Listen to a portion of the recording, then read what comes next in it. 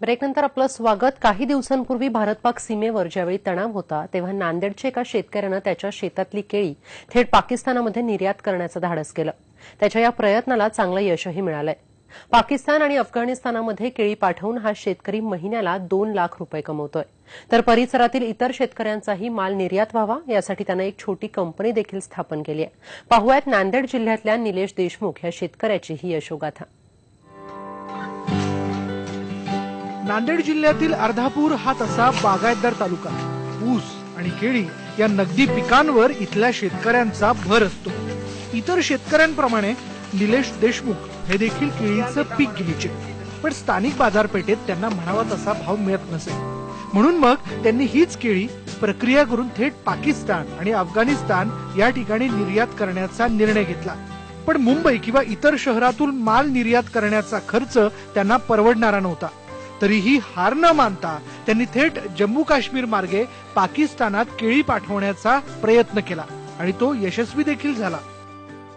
2009 मध्ये साधारणतः अशी एक संकल्पना सुरुवात केली की आपला माल हा बाहेर देशामध्ये कसा एक्सपोर्ट होईल। त्यानंतर आम्हाला असं लक्षात आलं की ही जी आपली बॉर्डर आहे पाकिस्तान पासून जे पाकिस्तान अफगाणिस्तान या भागामध्ये जे दळणवळण होते त्यातून साधारणतः तिकडे केळाची डिमांड किंवा तिथली माहिती घेतली असता असं लक्षात आलं की प्रचंड प्रमाणात केळीची मागणी तिथं आहे किंवा क्वालिटीला डिमांड आहे।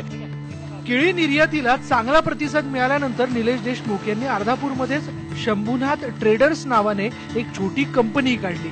अर्धापूरमध्येच त्यांनी केळीवर प्रक्रिया करणारं छोटंसं युनिट टाकलं। याच युनिटमधून वर्षाकाठी तब्बल 4000 कंटेनर केळी निर्यात केली जाते।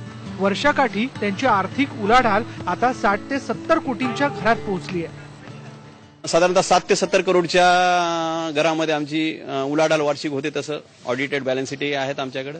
आणि विषय नफा तोट्याचा झाला तर यामध्ये कच्चं काम असल्यामुळे प्रचंड तूट आहे।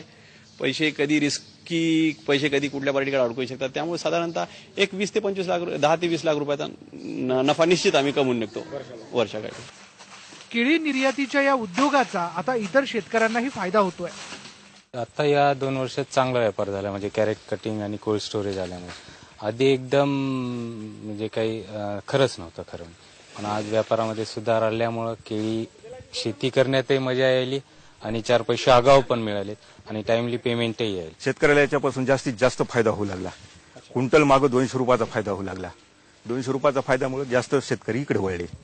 साधारणतः जवळपास 2 लाख रुपये यायचे हजारी झाडाचे, तर लोकलचे 1.5 लाख यायचे। देशमुख यांच्या या निर्यात केंद्रातून मराठवाडा, विदर्भ आणि आंध्र प्रदेशातील केळी उत्पादक शेतकरी आपला माल परदेशी पाठवत आहेत।